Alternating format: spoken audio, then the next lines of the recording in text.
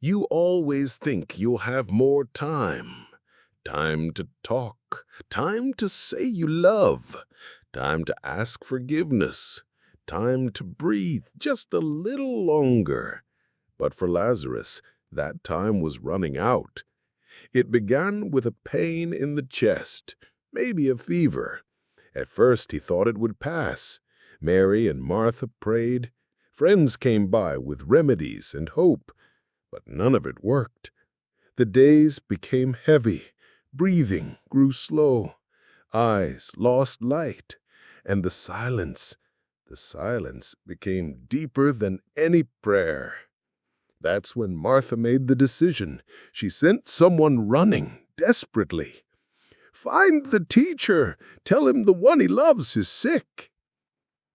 Because Lazarus wasn't just a follower.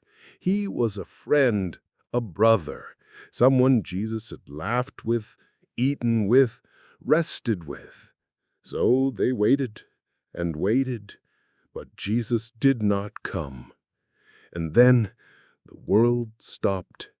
Lazarus closed his eyes. His chest no longer rose. The warmth faded from his hands. He died. The women cried. The men whispered, and hope was buried with him. Martha and Mary wrapped his body. The stone was rolled over the tomb. Day 1, day 2, day 3, and on the 4th day, when even the smell of death had become unbearable, a voice echoed in the distance. But that is for the next chapter.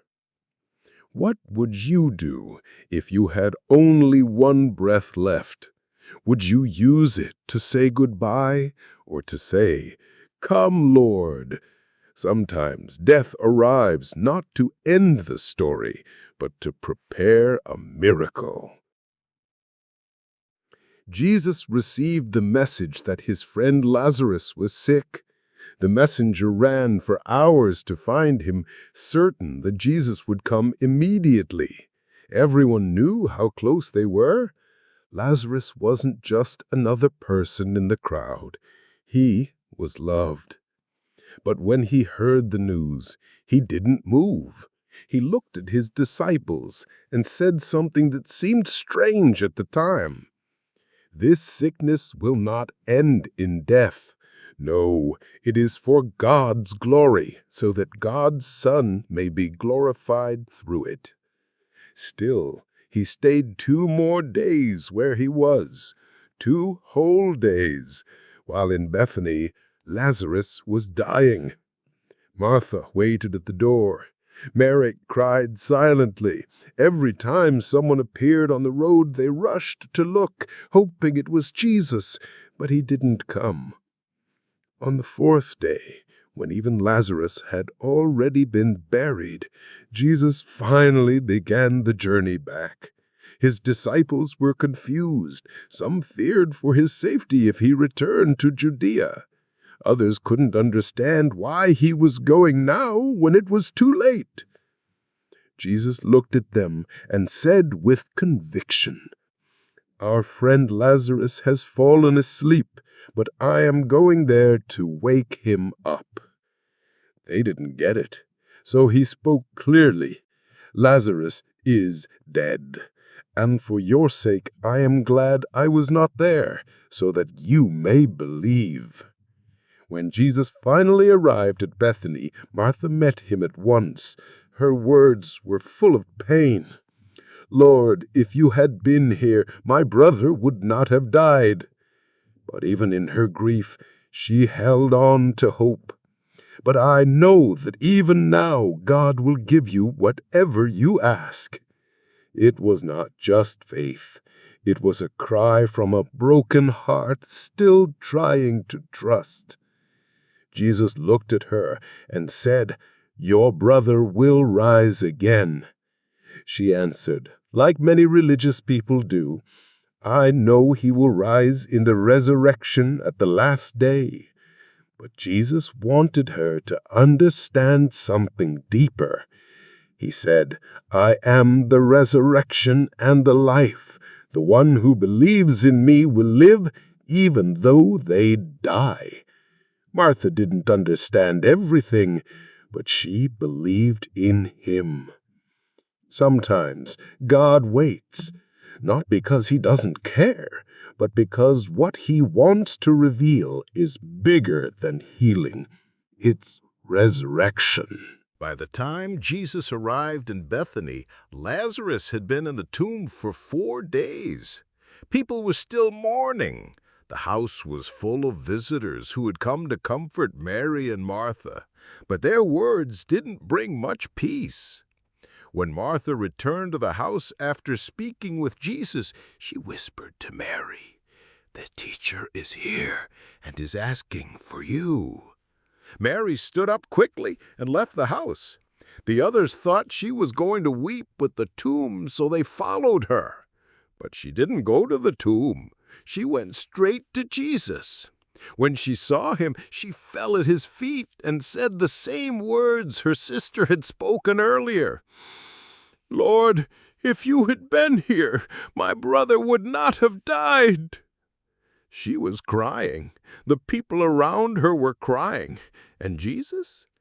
He didn't say anything at first. He looked at their tears. He felt the pain in their voices. And then something unexpected happened. Jesus wept. The Son of God, the one who held power over life and death, cried in front of everyone. Some people were moved. Others questioned him. Couldn't he who opened the eyes of the blind man have kept this man from dying? Then Jesus asked a question that shocked them all. "Where have you laid him?" They replied, "Come and see." Jesus went to the tomb. It was a cave with a stone laid across the entrance. The smell of death was real. The pain of loss was heavy. Jesus stood before the grave and said something no one expected. "Take away the stone." Martha immediately objected. "But Lord, by this time there's a bad odor, for he's been there 4 days. 4 days. 4 days of silence. 4 days of decay. But Jesus wasn't afraid of the smell. He wasn't scared of what death had done. He looked at Martha and said, "Did I not tell you that if you believe, you will see the glory of God?" The people looked at one another. No one moved at first. Then slowly they began to roll the stone away. The tomb opened. The silence grew deeper. And what happened next would change everything. The stone was removed. The opening of the tomb exposed not just the body of Lazarus, but the weight of everyone's doubts. People stepped back, holding their breath. No one dared to speak. They had never seen anything like this. Jesus stepped closer. He didn't whisper. He didn't kneel. He lifted his eyes to heaven and prayed, "Father, I thank you that you have heard me. I knew that you always hear me, but I said this for the benefit of the people standing here, that they may believe that you sent me." Then he cried out with a loud voice, "Lazarus, come out!" It wasn't a suggestion. It was a command, a call from the author of life himself. Everyone stared at the dark entrance of the tomb. Seconds passed like hours, and then something moved. From inside the shadows, wrapped in burial cloths, a man stepped out, hands tied, feet wrapped, face covered. "Lazarus, alive!" The people gasped, some screamed, others stepped back in disbelief. Jesus turned to the crowd and said, "Take off the grave clothes and let him go." At that moment, chaos turned into praise. The ones who were crying now rejoiced. Martha collapsed in tears. Mary covered her mouth in awe. And Lazarus stood, still dazed, as people unwrapped him. No one knew what to say. Some touched him to see if it was real. Others fell to their knees. Jesus had done the impossible. But while everyone outside the tomb was overwhelmed with joy, one question remained in the air. What had Lazarus experienced in those 4 days? Where had his soul gone? What had he seen?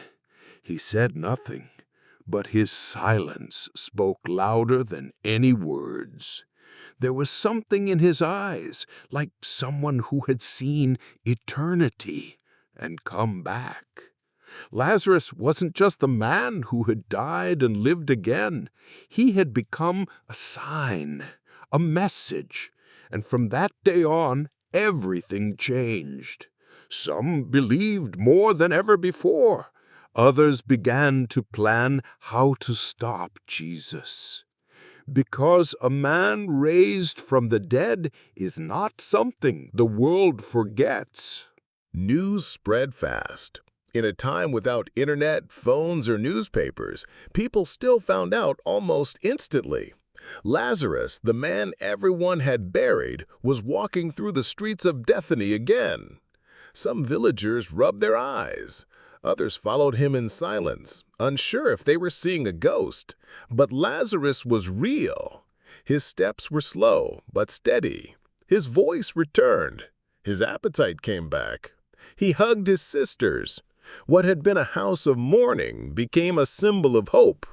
People came from everywhere, not just to see Jesus, but to look at Lazarus. A man who had been dead for 4 days and was now alive became a walking miracle. The chief priests heard the news. They gathered quickly, worried. Some whispered, "If he keeps doing these signs, everyone will believe in him." Others were more direct. "We'll lose control. Rome will crush us." John 11:47-48. The resurrection of Lazarus wasn't just a miracle, it was a threat. From that moment on, plans to kill Jesus took a new urgency. But that wasn't all. They also began to consider killing Lazarus. John 12:11-11. Because as long as Lazarus was alive, people would remember, people would believe. Meanwhile, in Bethany, Jesus returned to the house of his friends. They prepared a dinner in his honor. Martha served, as always. And Lazarus? He sat beside Jesus at the table. Imagine that. A man who had been wrapped in burial cloths, now laughing again. A man who had felt death's cold grip, now sharing food with the Savior. Mary did something unexpected. She took a pint of expensive perfume and poured it on Jesus' feet. The house was filled with the fragrance. Some criticized her, but Jesus defended her act, knowing it was a preparation for what was to come. That moment in that house was sacred. It wasn't just about resurrection anymore. It was about what Lazarus had brought back with him, a quiet awareness of what lies beyond the grave. Lazarus didn't speak much, but when he looked at Jesus, there was something in his eyes. Gratitude, reverence, and maybe even understanding. Because once you've crossed into death and returned, life will never be the same again. Lazarus was alive, but not the same. He smiled, he embraced people, he prayed, but something in him had changed. When he walked through the village, children would run up to touch him. Old men would stop to watch him pass. Everyone had a question in their eyes. What did you see? But Lazarus didn't talk about it. He avoided the question every time. Some thought he couldn't remember. Others believed he had been warned not to speak. But those closest to him, Martha, Mary, and a few trusted friends, noticed the difference. At night, Lazarus would sometimes sit alone, watching the stars, not speaking, just breathing slowly, like someone who had learned the value of every breath. He helped more, listened more, judged less. Even the little things seemed sacred to him. Water in a cup, bread on the table, the sound of laughter. And every time someone asked him what it was like on the other side, he would respond with the same gentle answer, "Not now." This silence frustrated many, but it also made people curious. And that curiosity changed hearts, because they didn't just see a miracle. They saw a man living differently, a man who had been there, a man who had returned. Religious leaders couldn't handle that. To them, Lazarus was dangerous. His existence was a daily reminder that Jesus had power over death. And if Jesus had power over death, what else could he do? So they plotted again, not just against Jesus, but against Lazarus. But Lazarus didn't live in fear. He didn't hide. He walked in the open, ate with his sisters, sat with strangers, welcomed the curious. It was though he knew that his second chance wasn't just for him. It was a message, a warning, a gift. Because maybe what Lazarus had seen wasn't just a place. Maybe it was a truth, something too sacred to explain with words, something that could only be lived. And so, he chose to live it. They said Lazarus's gaze had changed. He no longer looked at people the way he used to.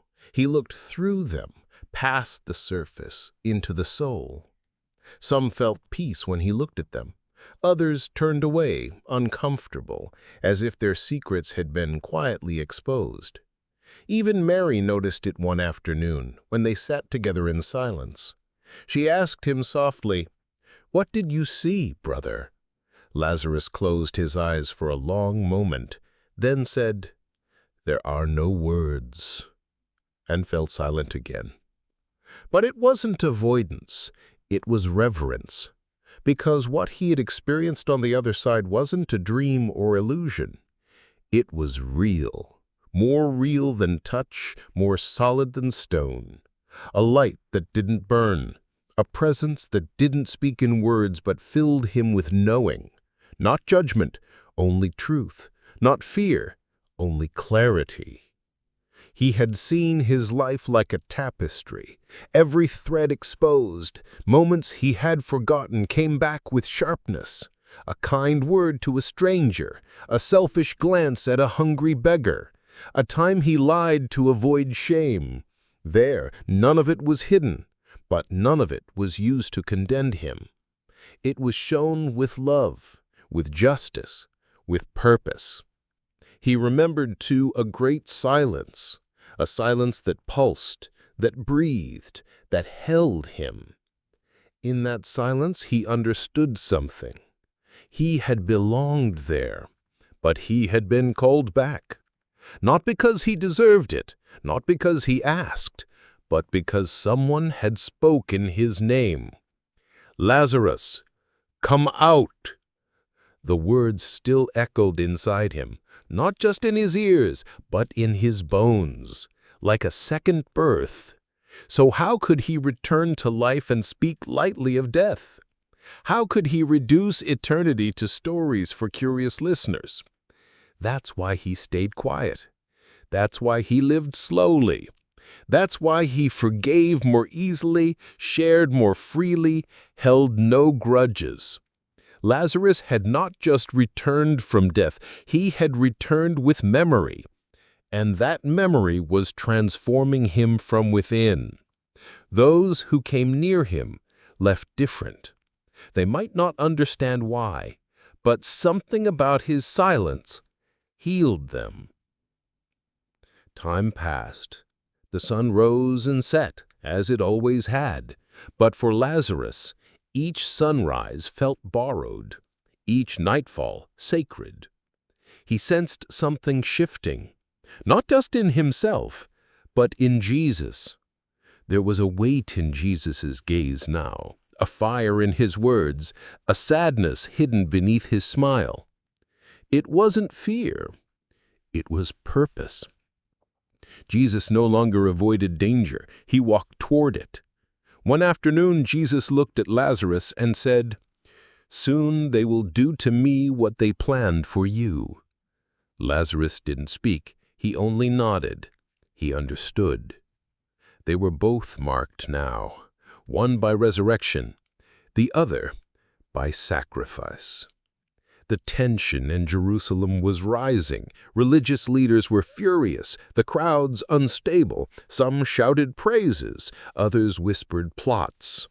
Lazarus stayed close to Jesus in those final days. He watched the triumphal entry. He saw palms laid on the ground and children singing. But he also saw the faces of those who had murder in their eyes. He knew what it meant to face death. But Jesus wasn't just going to die. He was going to carry every weight, every curse, every wound, and do it willingly. The night before Passover, the air was thick with dread. Jesus knelt to wash the feet of his disciples. He spoke of betrayal. He broke bread and passed wine.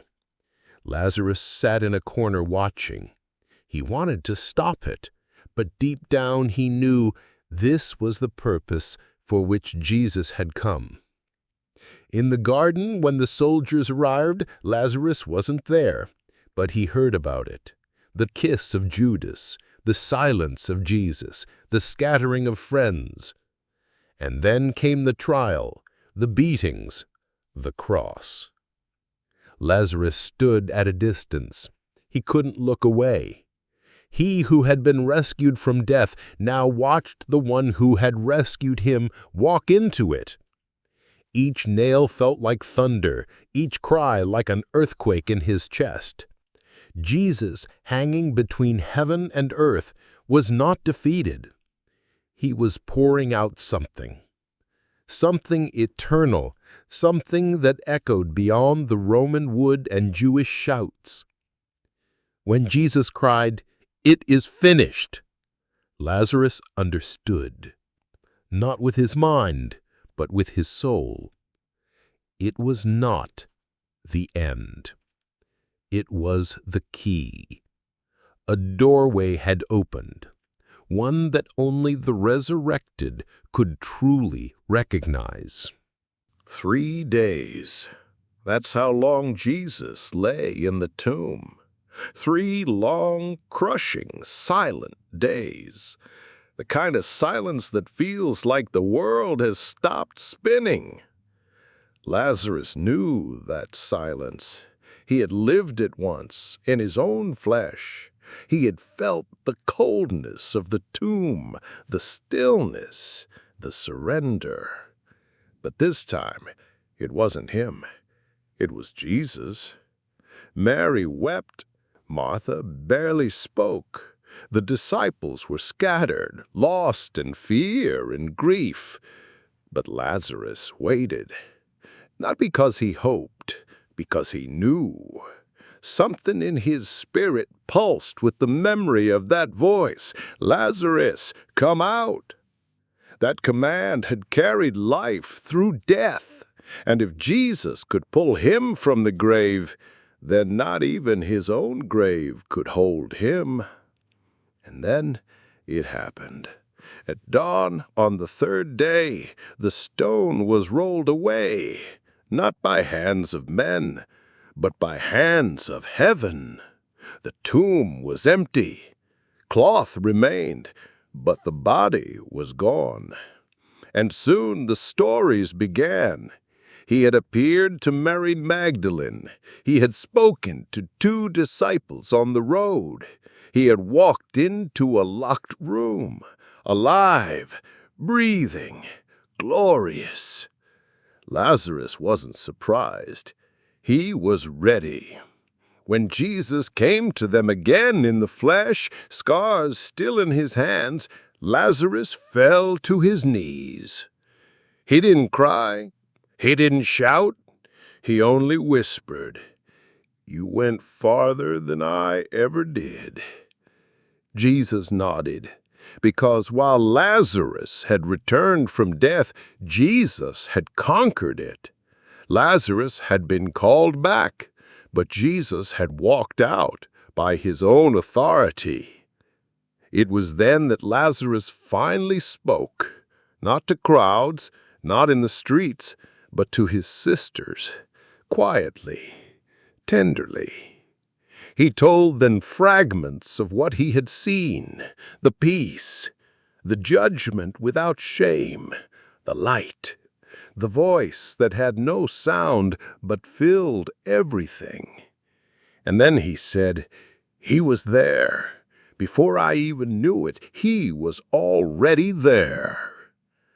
That's what changed him.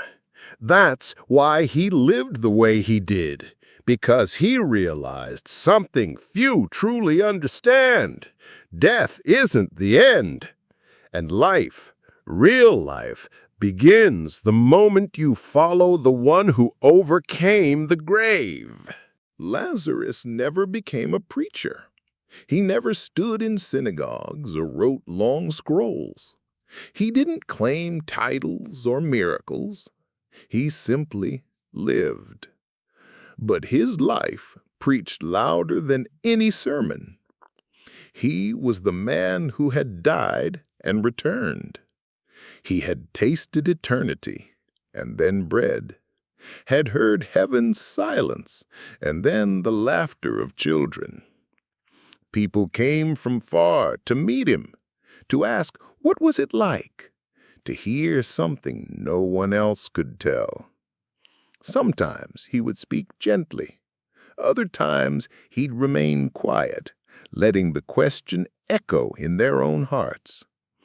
Because Lazarus had learned something sacred, some truths are not given to be explained, but to be embodied. He lived slowly. He loved deeply. He forgave freely.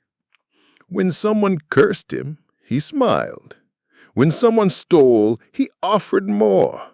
When people whispered behind his back, "There goes the one who died," he replied, "Yes, and I now know how to live." The resurrection didn't make Lazarus proud. It made him humble, because he understood something few did. His return wasn't a reward.